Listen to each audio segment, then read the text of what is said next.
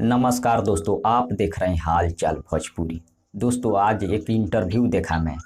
उस इंटरव्यू में खेसारी लाल यादव जी ने आज काजल रखमानी के बारे में एक बहुत बड़ा बात बोल दिए।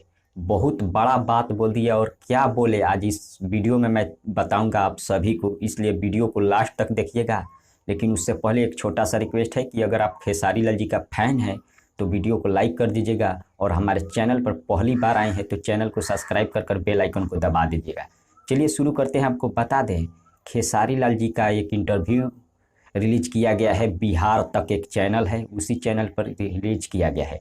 आपको बता दें, उसमें पूछा गया कि आप काजल रखमानी के बारे में कुछ बोलिए। तो खेसारी लाल जी का कहना था कि काजल जी गुजरात के होते हुए भी हमारे भोजपुरी इंडस्ट्री की शान है।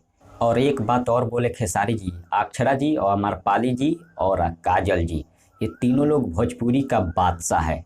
यानी कि खेसारी जी का ये इस इंटरव्यू से साफ पता चलता है कि खेसारी जी में और काजल जी में कोई विवाद नहीं है, क्योंकि इस इंटरव्यू के जरिए साफ पता चल गया है कि काजल और खेसारी में कोई विवाद नहीं है। लेकिन कुछ यूट्यूबर के चलते और कुछ फैन लोग के चलते ये विवाद बड़ा हो गया है। लेकिन इस सब बातों पर आप ध्यान मत दीजिए, बस बने रहिए हमारे साथ। मिलते हैं अगले वीडियो में। धन्यवाद।